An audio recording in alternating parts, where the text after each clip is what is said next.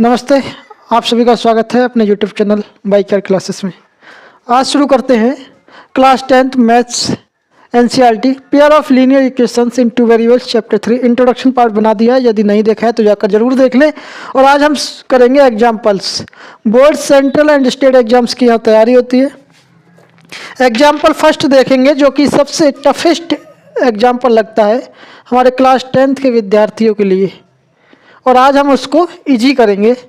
अपने जो वीक बच्चे हैं, एवरेज बच्चे हैं, या जो जैसे भी कंडीशन के बच्चे हैं, सभी के लिए हम समझा के जाएंगे। आज ये गारंटी ले ली हमने।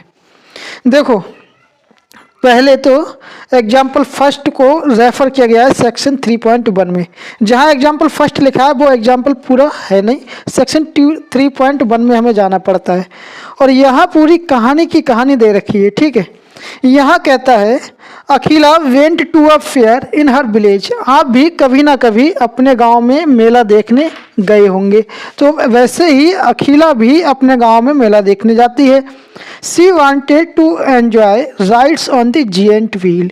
जिएंट व्हील क्या होता है? जो आपने सबसे ऊंचा गोल चक्र वाला जो झूला देखा है, जिस पर आपने लगभग सभी ने सवारी जरूर की होगी, उसे कहते हैं जिएंट व्हील। और अखिला भी उस पर सवारी करना चाहती है, ठीक है। एंड प्ले हुपला, और शायद आपके गांव में ये गेम नहीं आता है हुपला वाला, जिस पर रिंग्स डालना होता है और जिस पे पड़ जाता है रिंग्स जिस आइटम पे, वो अपना हो जाता है, ठीक है। तो इसमें कहा गया है एंड प्ले हुपला, हुपला भी खेलना चाहती है। अब क्या होता है हुपला बताया गया, a game in which you throw a ring on the item.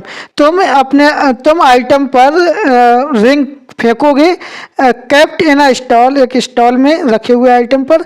And if the ring covers any object completely, यदि आपका रिंग फेंका हुआ रिंग किसी भी ऑब्जेक्ट के लिए कंप्लीटली कवर कर लेता है, मतलब पूरी तरीके से उसमें पड़ जाता है, तो यू गेट इट, आप उसको पा सकते, ले सकते हो, ठीक है। पूरा आदेश है आपका। The number of times she played hoopla is half the number of rides she had on the giant wheel. सबसे कठिन जो लाइन है इस एग्जाम्पल की वो यही है। क्या नहीं समझ में आती? यही लाइन समझ नहीं आती हमारे विद्यार्थियों के। द नंबर ऑफ टाइम्स यानी कि कितनी बार या कितनी समय। नंबर ऑफ टाइम्स का मतलब है कितनी बार, कितनी समय, ठीक है, या कितनी बारी भी कह सकते हैं। सी प्लेड हुपला, वह उसने यानी कि उसने हुपला खेला। कितनी बार उसने हुपला खेला यानी कि रिंग कितनी बार फेंका, ठीक है। Is half the number of rides, और कहना है हाफ है नंबर ऑफ राइड्स यानी कि she had on the giant wheel. जितना उसने झूला खाया उसका हाफ है उसका हुपला खेलना, ठीक है। उसके हुपला खेलना उसका आधा है, किसका? जितना उसने या जितनी बार उसने झूला खाया या झूले की सवारी की, ठीक है। झूला खाया नहीं जाता, सवारी की जाती, लेकिन हमारे गांव में सभी लोग झूला खाना कहते हैं उसके लिए, ठीक है, जो कि सावन में भी झूला झूला जाता है। अब कह रहे हैं इफ ईच राइड कॉस्ट्स 3 रुपये and a game of hoopla cost 4 रुपये।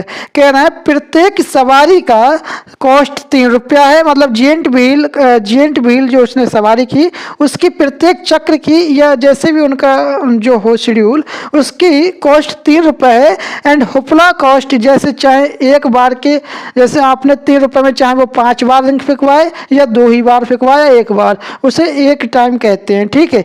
तो एक टाइम का उसका कितना है? 4 रुपये किराया है और दूसरे का 3 रुपये किराया है। अब कह रहे हैं how would you find out the number of rides. आप कैसे प्राप्त करेंगे नंबर ऑफ राइड्स, उसने कितनी बार सवारी की, ठीक है, कितनी बार। She had and how many times, और कितनी बार या कितनी समय उसने हुपला खेला। प्रोवाइड सी स्पेंट, और उपलब्ध किया गया है कि उसने 20 रुपये खर्च किए। सबसे पहले यदि आपने हमारे pair of linear equation in two variables का इंट्रोडक्शन नहीं देखा है तो जाकर देख ले। आपका जो स्टेटमेंट दिया है आप उसको एल्जेब्रिकली तो मतलब बना ही लेंगे, इतना तो मैंने समझा ही दिया है उसमें, ठीक है, इतना सरल कर दिया।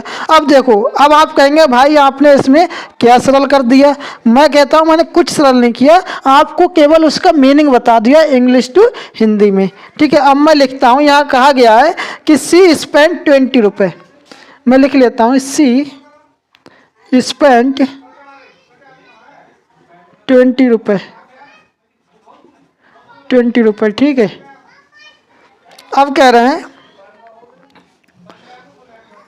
कि if each ride cost 3 and a game of hoopla cost 4, मैंने माना लेट सबसे पहले मैं एक चीज़ और लिख दूं, चलो इसी को मान लेते हैं। लेट ईच राइड कॉस्ट यानी कि number of times she played hoopla is x. अच्छा एक चीज़ और लिखते हैं, number of times she played hoopla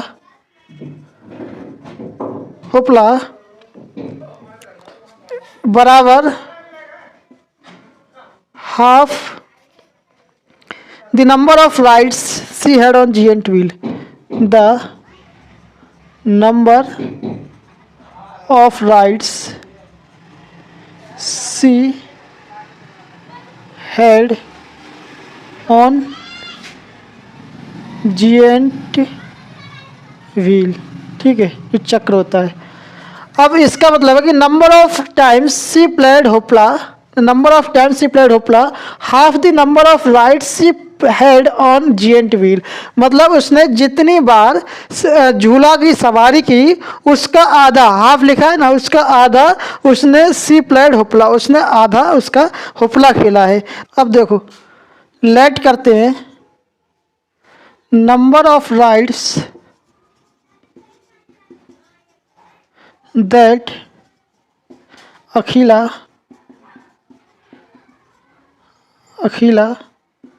B x, ठीक है, उसने जितनी सवारी की जिएंट व्हील की अखिला ने, उसको मैंने एक्स मान लिया।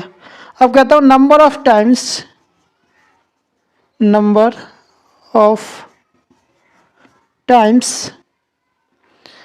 सी प्लेड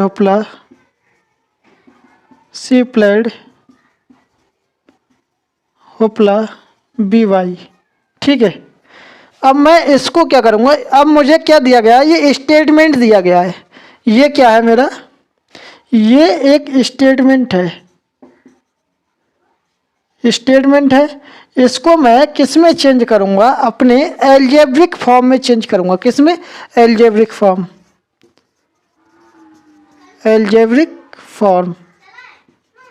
में चेंज करता हूँ। कैसे, देखो इन्होंने कहा था number of times she played hoopla, तो मैंने लिख दिया बाई, ठीक है, लिख दिया मैंने बाई। Number of times she played hoopla, मुझे पता नहीं है कितनी बार उसने होपला खेला, मैंने बाई मान लिया उसके लिए, ठीक है। मान लो 5 बार खेला तब भी मैंने बाई मान लिया, कितनी बार खेला तब भी मैंने बाई मान लिया।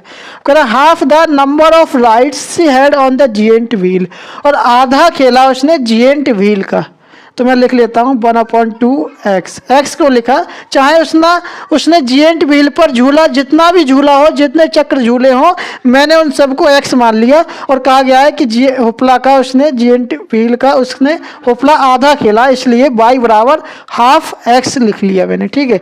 आपको ये चीज़, ये टर्म बनाना सबसे कठिन लगती है, एक बार फिर समझा देता हूँ। Number of times she played hoopla, तो मैंने माना number of times she played hoopla by बराबर लिख दिया, ठीक है, बराबर है half the number of rides, लिख रहे हैं हाफ द पे पूरा चक्र है इसका, number of rides she had on the giant wheel, जितने उसने जिएंट व्हील के राइड्स किए थे उसकी संख्या का आधा है, तो मैंने जिएंट व्हील की जो संख्या थी उसका आधा कर दिया, तो मेरा होपला निकल आएगा, ठीक है। अब मैं इसको कन्वर्ट क्या करता हूँ, ये 2 जो है वो इधर आएगा बराबर की दूसरी साइड, ये इनटू में आ जाएगा क्योंकि ये डिनोमिनेटर में है, अभी हर में है, ठीक है। तो 2y बराबर x, अब मैं एक तरफ ले लेता हूँ, x माइनस 2y बराबर 0, इक्वेशन फर्स्ट, ठीक। Ride cost 3, each rides cost 3, ठीक है।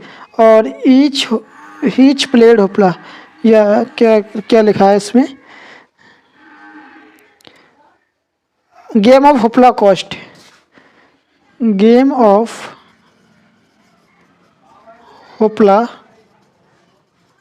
कॉस्ट कितनी है, 4 रुपये। ठीक है, ये सभी एक एक चक्र की है, एक चक्र या एक रिंग फेंकने की।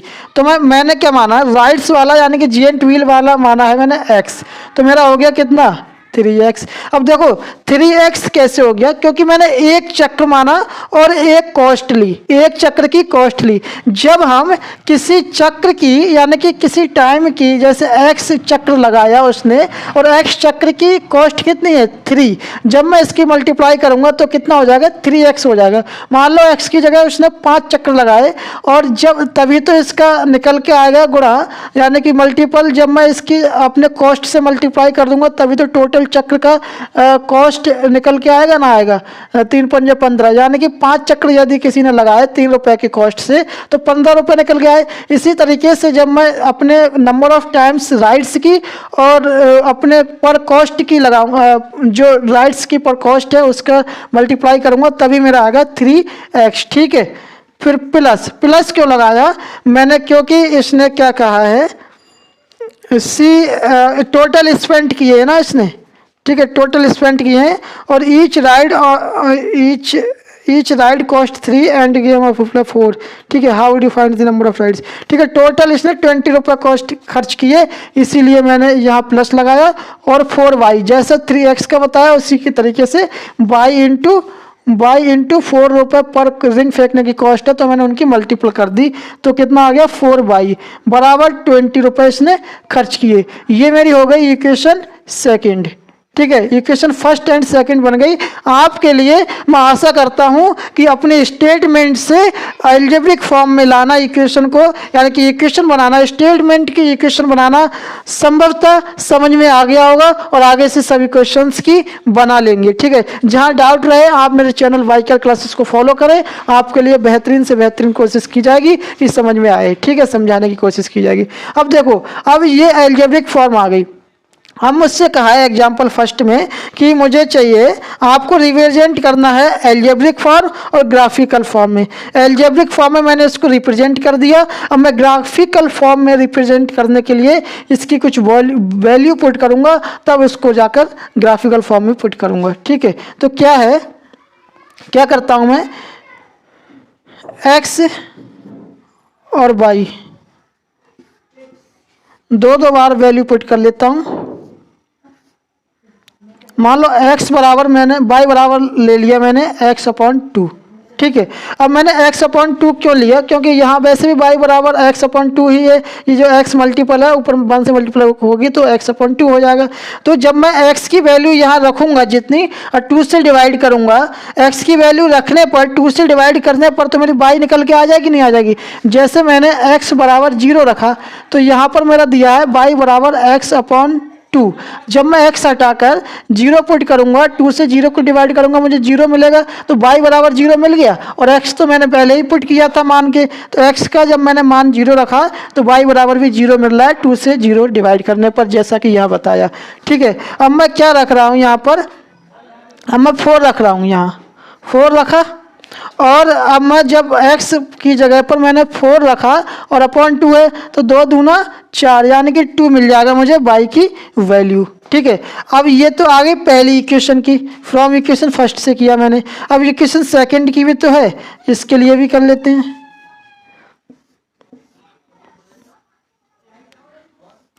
देखो x रख लिया और इसको बनाने के लिए मैं क्या करता हूँ, पहले अपना y बराबर 20 माइनस 3x/4 आ रहा। कैसे आया देखो, मान लो यहाँ 4 ले लो पहले तुम, 4y बराबर 4y मैंने यहीं रहने दिया, 20 यहीं रहने दिया, ये जो प्लस का 3 है वो बराबर की दूसरी साइड ले जा गया तो माइनस का 3x हो गया। और जो मल्टीपल ऑफ y 4 का था, y का मल्टीपल ऑफ 4 था, ठीक है, y का मल्टीपल 4 था, उसको मैंने अपॉन में ले गया। ठीक है, क्योंकि मल्टीपल में जो होता है बराबर की दूसरी साइड जाएगा तो वो अपॉन में जाएगा, डिनोमिनेटर में जाएगा। ठीक है, ये रूल कहता है, आपने पिछली कक्षा में भी सीखा होगा। 20 माइनस 3x/4। ठीक है, अब क्या होगा, अपॉन 4 हो गया। अब मैं जब x की वैल्यू पुट करूंगा तो मुझे y की वैल्यू मिल जाएगी, तो मैं कितनी पुट करूंगा, यहाँ पर मैं करूंगा 0 पुट, जीरो पुट करूँगा तो मुझे हो जाएगी यहाँ पर, मान लो 20 माइनस 3x है अपॉन 4 है। x की जगह मैंने जीरो पुट किया, x की जगह जीरो पुट किया तो 3 से जीरो के गुना करूँगा तो कितना हो जाएगा, जीरो हो जाएगा। जीरो हो जाएगा तो बचेगा मेरा 20/4। कितना बचेगा, 20/4, 4 पंजा 20। वाई की वैल्यू मुझे कितनी मिल गई, 20। अब मैं कितना पुट करूँगा यहाँ पर, मान कुछ भी पुट कर सकते हैं, ठीक है, ऐसा नहीं है कि कुछ सर्टेनली कोई चीज़ है, कुछ भी पुट कर सकते हो अपनी मर्जी से। अब मैं कितना, x की जगह 20/3 पुट करता हूँ, ठीक है, 20/3 पुट करता हूँ, तब मुझे क्या मिलेगा, तब मुझे मिल जाएगा 20 माइनस 3, 20/3। अब 4, 3 से 3 ये कैंसिल हो जाएगा, बच्चा 20 और इधर 20, 20 माइनस 20 होगा तो 0, 0/4 तो 4 वो हो जाएगा कितना, मैंने x की वैल्यू रखी 20/3 और y की वैल्यू कितनी आ गई, 0। 4 से 0 को डिवाइड करूंगा 0 मिल जाएगा। अब मैंने यहाँ पर x की वैल्यू रखी 4, x की वैल्यू 4 रखने पर मुझे क्या मिल जाएगा, x की वैल्यू 4 रखने पर 20 माइनस 3 और 4 x की वैल्यू रख दी और इधर हो गया 4, ठीक है, 4 हो गया इधर। अब 3 चौक 12 हो जाएगा, 3 की मल्टीप्लाई करूंगा 4 में तो हो गया 12, तो 20 माइनस 12 बराबर 4 और यहाँ पर बचेगा 20 में से 12 जाएगा तो 8/4, 4 दूना 8, यानी कि 2 आ रहा है बाई की वैल्यू। अब मैं इसको क्या करूँगा, अपनी ग्राफिकल रिप्रेजेंटेशन में जो x axis and y axis से एक ग्राफ बनाऊंगा, वैसे ये ग्राफ पर सॉल्व होता है, लेकिन मैं आपको यहीं समझाने के लिए समझा दे रहा हूँ, ठीक।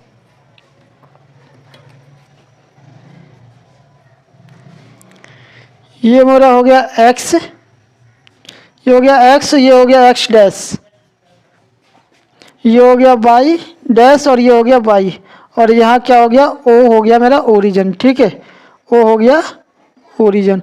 इधर माइनस में चलते रहते हैं, उससे मुझे अभी कोई मतलब नहीं है क्योंकि मेरा कोई माइनस का है नहीं, ठीक है।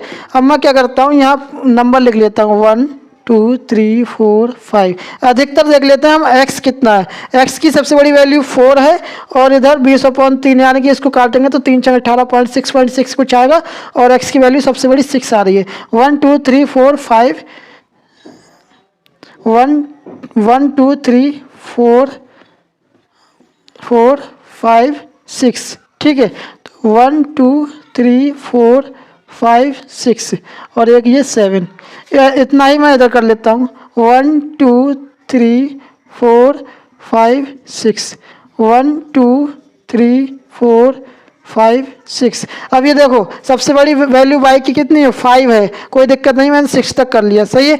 अब मुझे क्या करना है, x की वैल्यू 0 और y की वैल्यू 0 यहाँ पर पुट करना है, ठीक है। x की वैल्यू 0, यहाँ कितना होता है, 0 होता है, 0 से स्टार्ट होता है ये, तो x की वैल्यू 0, y की वैल्यू 0 क्या हो गया, 0,0 हो गया, ठीक है, 0,0 हो गया, यहाँ पर x की वैल्यू 0, y की वैल्यू 0। अब मैं पुट करता हूँ 4 और 2, x का मान कितना 4, y का मान 2। x की जो एक्सिस है उस पर हम देखेंगे 4 यहाँ पर है और y का मान कितना है 2। तो ये जो है लाइन, इस पर मैं लाइन पर रख के, ये इस पर सीधा नहीं जाएगा इसलिए मुझे ये लगाना पड़ रहा है, यहाँ पर ये मिलेगा और इधर ये मिलेगा, ठीक है, मतलब यहाँ पर आ जाएगा ये। तो ये जो है, ये वाला जो बिंदु है वो कितना होगा मेरा 4,2। और पहले आप एक बात ध्यान रखें कि सबसे पहले x लिखा जाता है फिर y लिखा जाता है, ठीक है। अब मेरा आ गया, ये एक इक्वेशन का हो गया। अब मेरा इसको मैं लाइन खींच सकता हूँ, ठीक है, इसकी मैं लाइन एक रेखा ड्रॉ कर सकता हूँ, ठीक, ये रेखा आ गई। अब देखते हैं क्या, अब x की वैल्यू 0, y की वैल्यू 5, y पे जाना है 5 और x की वैल्यू तो 0 ये है ही, तो x की वैल्यू 0, y की वैल्यू 5, ठीक है। ये हो गया मेरा पॉइंट, यहाँ पर ये पॉइंट हो गया मेरा। अब क्या है, अब देखो यहाँ पर 4,2 वाली कर लेते हैं क्योंकि 2 वैल्यू है, तो 4,2 वाले इसे छोड़ देते हैं। तो 4x है और 2 क्या है, y है। 4x ये मिल गया, 2 ये मिल गया, यानी कि यहीं पर फिर से बन रहा पॉइंट, ठीक है। तो इसको दोबारा करने की ज़रूरत नहीं है। अब मैं क्या करता हूँ, अब यहाँ पर एक ये इंटरसेक्टिंग लाइन बन रही है जो कि मैंने अपने इंट्रोडक्शन पार्ट में बताया कि ये क्या करती हैं। अब देखो यहाँ पर ये 2 लाइनें इंटरसेक्ट कर गई, यानी कि ये 2 इक्वेशन है, ये दोनों इक्वेशन आपस में इंटरसेक्ट कर रही हैं। तो ये इक्वेशन कौन सी है, ये इक्वेशन है 3x + 4x = 20, ठीक है, इनको लिख लेना जरूरी रहता है। 3x + 4x बराबर 20, और ये वाली जो इक्वेशन है वो क्या है, वो है x - 2y, x - 2y बराबर 0, ठीक है। अब जो इसका सॉल्यूशन आया, इंटरसेक्टिंग पॉइंट का जो सॉल्यूशन होता है वो क्या होता है, 1 पॉइंट मिलता है। एट मतलब इंटरसेक्टिंग लाइन जो होती है वो एट 1 पॉइंट पर इंटरसेक्ट करती हैं। तो इसका जो पॉइंट निकल के आया वो ये है 4,2, ठीक है, पॉइंट 4,2। अब मैं इस पॉइंट से, इस जो ग्राफिकल पॉइंट से जो आया मेरा कॉमन पॉइंट, इससे मैं अपनी जो इसकी वैल्यू थी, number of times she played hoopla और half the number of ride she had on giant wheel, ये निकाल सकता हूँ। कैसे निकलेगा, देखो, अगर मैं बाई निकालना है मुझे तो एक्स की वैल्यू रख दूँ। एक्स की वैल्यू क्या है, मुझे 4 है। मैंने बताया कि हमेशा एक्स पहले लिखा जाता है फिर बाई लिखा जाता है, ठीक है। तो मैं इसमें मान लो इन इक्वेशन फर्स्ट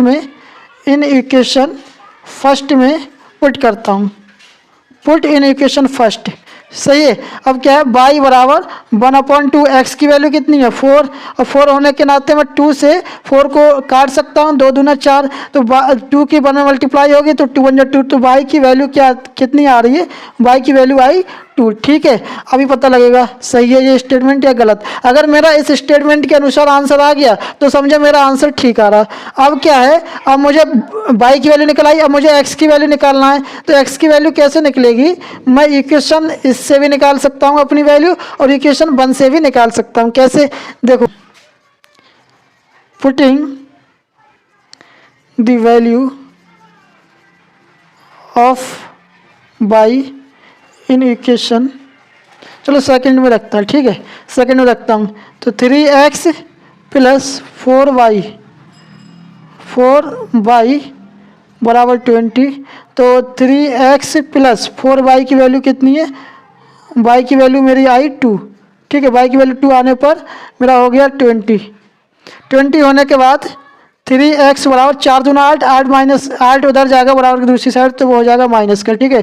तो 20 - 8 हो गया, तो कितना हो गया 3x बराबर 20 में से 8 जाएगा तो कितना बचेगा 12, और x बराबर जो 3 है वो डिनोमिनेटर बन जाएगा, तो 12 - 12/3, 3 चौक 12, यानी कि x की वैल्यू जो आ रही है वो आ रही है 4। और इन्होंने तो कहा था कि उसने जो number of times she played hoopla किया है उसको हमने होपला को क्या माना था, बाई मेरा कितना आया 2, और मैंने जिएंट व्हील को माना था x मेरा आया 4, यानी कि 4 दुगना है अपने बाई का 4 दुगना, यानी कि 2 का दुगना कितना 4 है, और 4 का हाफ कितना हो गया 2 हो गया। इसका मतलब ये स्टेटमेंट को मेरे आंसर फॉलो कर रहे हैं, ठीक है, स्टेटमेंट को मेरे आंसर फॉलो कर रहे हैं। तो मैंने आपको ये समझा दिया। यदि आपके समझ में आया हो तो सबसे बढ़िया बात, यदि नहीं आया हो तो अच्छी बात है।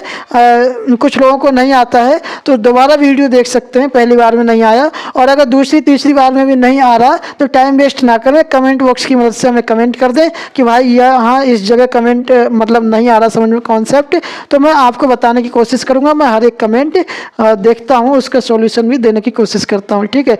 तो चैनल को सब्सक्राइब करें, बेल आइकन दबाएं, वीडियो अच्छी लगे तो लाइक करें, शेयर करें एंड कमेंट करें, और ज़्यादा से ज़्यादा लोगों को हमारे चैनल से जुड़वाएं, जो कि आप सभी की तरह उनकी भी हेल्प हो सके जिन लोगों को कोचिंग नहीं मिल पा रही है। और यदि आपने हमारे और चैप्टर्स की वीडियोज नहीं देखी हैं तो जाकर जरूर देखें, और इसका इंट्रोडक्शन पार्ट जाकर जरूर देखना चाहिए, आपको नहीं भूलना चाहिए। जय हिंद, जय भारत।